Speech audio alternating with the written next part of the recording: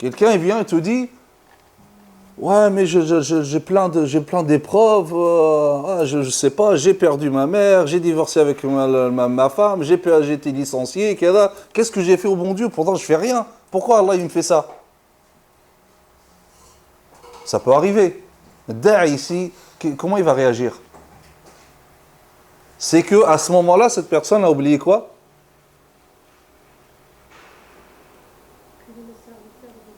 Ouais, sa place vis-à-vis d'Allah. Et ça, il a oublié. Qui est le serviteur et qui est le Seigneur? Et il a oublié le sens de Rububiyya, Rabb. Voilà, lorsqu'on enseigne l'aqida, on apprend l'aqida, il faut toujours lier l'aqida à la pratique. Rabb, c'est quoi en arabe? C'est Al-Malik al-Mudabbir.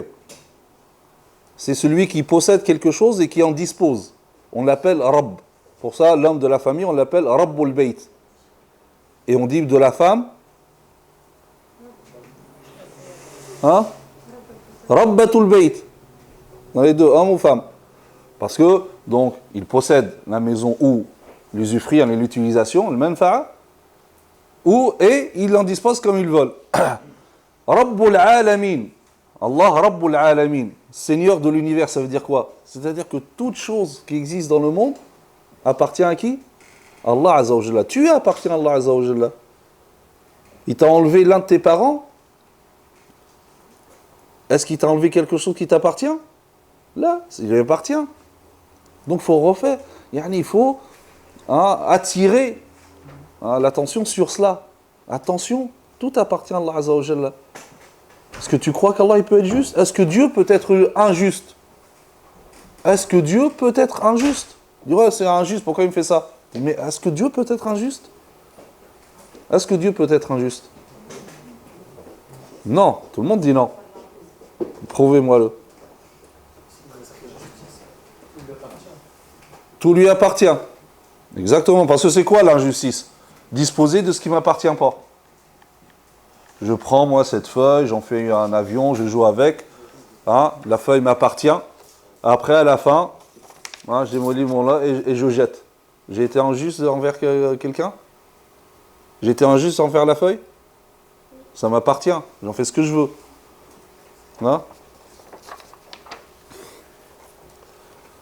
Quand ton père il te donne une claque, il était injuste? Non, parce que toi, t'es bien, tu appartiens à ton père. Donc cette notion d'appartenir. Donc, par contre, si je prends la feuille du frère, ou je prends son avion, et je déchire, là j'étais injuste. Parce que j'ai disposé de ce qui ne m'appartient pas. Est-ce qu'Allah Azza wa Jalla peut disposer de ce qui ne lui appartient pas? Là, toute chose appartient à Allah Azza wa Jalla. Donc il fait ce qu'il veut. Donc c'est par miséricorde de ça. Là. Imaginez, s'il décidait de mettre les bienfaisants en enfer et les mauvais au paradis. Ça serait une injustice? Ça serait une injustice? Non. Non, il fait ce qu'il veut. J'ai mon avion là, je l'ai déchiré. Voilà. Je fais ce que je veux, ça m'appartient. C'est par miséricorde. Lui qui s'est imposé, si on veut dire entre guillemets ça. C'est lui. C'est par miséricorde de sa part. Il aurait pu faire le contraire. C'est l'avis de la majorité des savants de l'Aqida. Notamment les Ash'arites. C'est quoi les Ash'arites? C'est des égarés. On va venir sur tout ça, parce que c'est un grand problème chez les jeunes, salafisme, Ash'arites, Maturidites, tous les hits. On va parler ça plus tard, Inch'Allah. Ou l'injustice, c'est quoi? L'injustice, c'est de transgresser les limites. Dans ce sens-là, Allah, il ne peut pas être injuste. Ou sinon, ça veut dire que quelqu'un lui a tracé des limites. Qui va lui tracer des limites, Allah Azza wa Jal? Donc, là, après, on interpelle la personne. Attention, ce que tu dis là, ça ne tient pas. Allah, il ne peut pas être injuste. Rappelle-toi qui tu es. Il te donne. Certes, il t'a appris des choses qui lui appartiennent en plus. Comme vous connaissez l'histoire de Sulaym. Cette femme, donc, son mari rentre le soir et de voyage son enfant de 10 ans est mort. Le mari arrive, donc elle ne veut pas, il vient d'arriver, etc. Elle ne veut pas donc le perturber par ça. Il prépare à manger, il passe une agréable nuit, etc. Le matin, elle lui dit, vois-tu si quelqu'un te confie quelque chose et revient et vient reprendre cette chose, est-ce que tu vas lui en vouloir?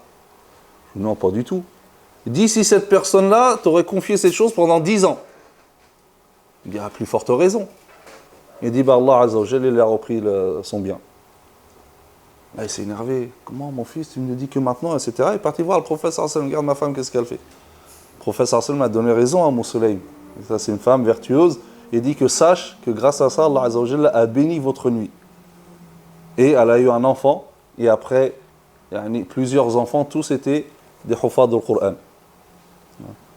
Donc, c'est ça la notion. Regardez le professeur sallam lorsqu'il il nous apprend les condoléances. Lorsque quelqu'un perd quelqu'un, qu'est-ce qu'il nous dit? Le professeur sallam nous dit de dire, de le rappeler. Qu'est-ce qu'on nous dit? Il dit Lillahi ma akhadha wa lahu ma a'ta wa kullu shay'in 'indahu bi ajalin mahdoud. C'est-à-dire, il a commencé par quoi le professeur sallam? Lillahi ma akhadha. À Dieu appartient ce qu'il a pris. Et aussi ce qu'il a donné. Mais regardez, il a commencé par ce qu'il a pris, pour nous rappeler, attention, il l'a repris, mais ça lui appartient. Et ainsi de suite. Donc regardez, il doit mettre l'accent sur ces choses-là.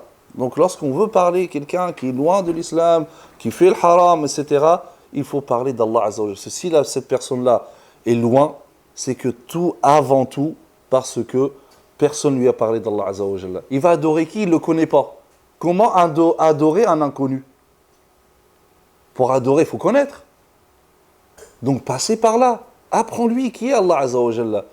Apprends-lui les bienfaits d'Allah Azza wa Jalla qui le comble.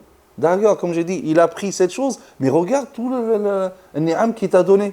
Rappelle-lui tout ça. Rappelle-lui que, mais attention, celui qui t'a donné ses bienfaits, il peut te les reprendre aussi en cas de désobéissance. Et ainsi de suite.